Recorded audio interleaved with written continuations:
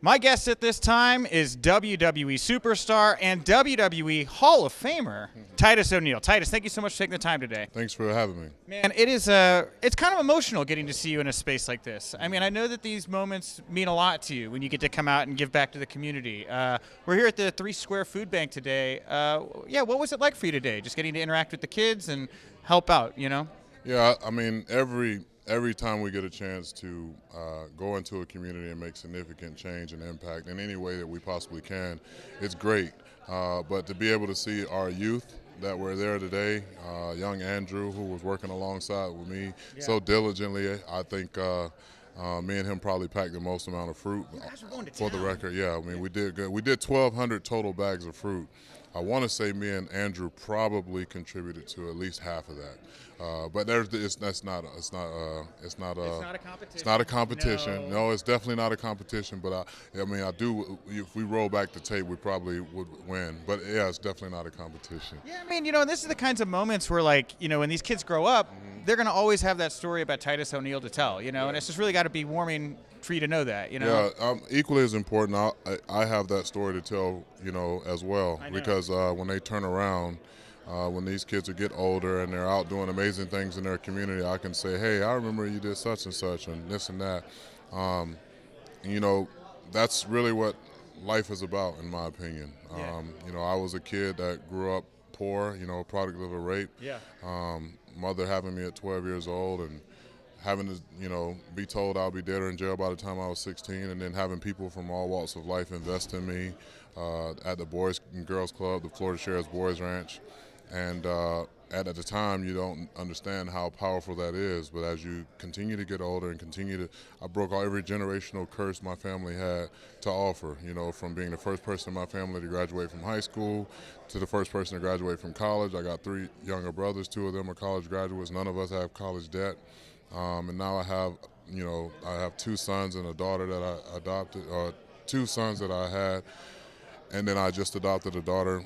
All of them are phenomenal athletes. More importantly, they're phenomenal human beings. My oldest son, TJ, is now at UCF on a football scholarship. So to see the generational curse continuing to stay broken, that's what we want when we go into these communities, is to impart at the right time hope, regardless of what that person's face or background or religion is. Treat them with love and dignity, because that's what was given to me at the right time.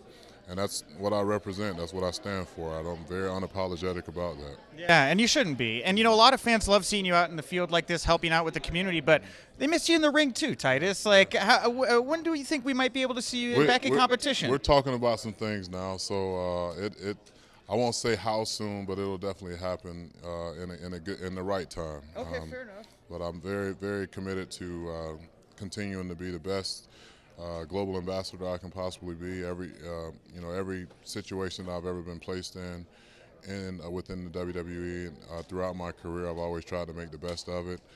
This is the most important role that I'll ever have in the company, regardless of when I come back to the ring and win a title or 2 titles or whatever it may be. You know, I'm already in the history books as a Hall of Famer. You know, as a Warrior Award recipient, and to be continued to be celebrated for being significant. You know, success, I've already done that 10,000 times over, but I want to continue to remain significant, being able to leave a lasting impression on each and every individual I touch, whether it's interviewees or you know, children or families or my coworkers.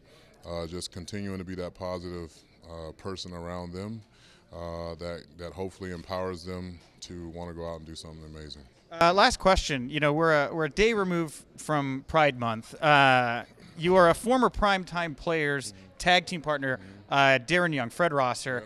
It was a really good month for him. I'm sure you saw that he picked up the New Japan Strong Openweight Championship this month. What does that feel like for you to see him thriving like that? I still talk to Darren and stay in constant communication with him. We actually were just in a group text message on Monday with a mutual friend.